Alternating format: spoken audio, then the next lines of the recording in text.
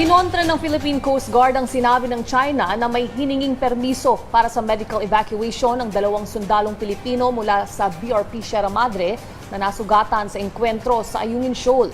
Katunayan ayon sa PCG, tinangkang harangin ng China Coast Guard ang medevac. Yan ang ulat ni Patrick De Jesus. Attention all ships, attention all ships, attention all ships. Security, security, security. Mula nang umalis sa Puerto Princesa, Palawan, pasado alas 11 ng gabi noong Lunes patungong Ayungin Shoal, kada 30 minuto ang ipinapadalang radio announcement ng BRP Melchora Aquino ng Philippine Coast Guard kaugnay ng isasagawang medical evacuation sa 2 sundalong Pilipino mula BRP Sierra Madre na nasugatan matapos ang naging engkwentro sa mga tauhan ng China Coast Guard. Kasama sa medevac ang isa pang barko ng PCG na BRP Malapascua. Any obstruction of this medical evacuation places human life at risk will be your full responsibility. Bago mag-alas 7 ng umaga kahapon sa distansyang 14 nautical miles mula Ayungin Shoal, isang barko ng China Coast Guard ang nag-radio challenge para sabihing babantayan nila ang medevac sa kabila ng humanitarian consideration. Your cooperation is required. You will bear all the consequences. Over. This just goes to show that China thinks that they are above the international law and they do not care about the preservation of life ng ating mga tao, no?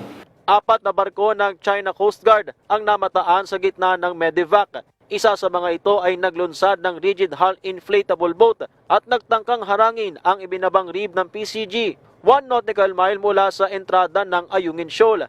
Sa kabila nito, nakarating sa rendezvous point ang rib ng PCG para kunin ang mga sugatang sundalo mula sa BRP Sierra Madre. Pasado alas 11 ng umaga kahapon, inilipat sila sa BRP Melchora Aquino at ginamot ng mga doktor at nurse sa barko, kung saan isa sa mga sundalo ay may head trauma dahil sa sugat na abot sa 8 sentimetro. Alas 8 ng umaga nitong Miyerkules o matapos ang halos 2 araw, nakabalik sa Oyster Bay, Palawan ang mga barko ng PCG at itinurn over ang mga sugatang sundalo sa AFP Western Command para sa karagdagang atensyong medikal. Pinapulaanan ng PCG ang sinabi ng China na may hininging permiso para sa medical evacuation.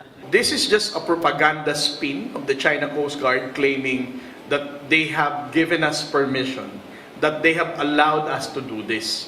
Again, we never asked for any permission because we believe that there's no need for us to ask anything from the Chinese government. Muli ring nanindigan ang National Task Force for the West Philippine Sea na ang tangkang paglapit ng China Coast Guard sa BRP Sierra Madre ang pinagmulan ng panibagong tensyon sa Ayungin Shoal habang nanatiling profesional at alinsunod sa rules of engagement ang ginawa ng mga tauhan ng Philippine Navy. Sakaling maulit ang insidente, tiniyak ng bagong talagang Armed Forces of the Philippines Chief of Staff na si General Antonio Navarrete na handa ang mga sundalo na protektahan ang BRP Sierra Madre na isa pa ring commissioned vessel ng Pilipinas at nagsisilbing military outpost.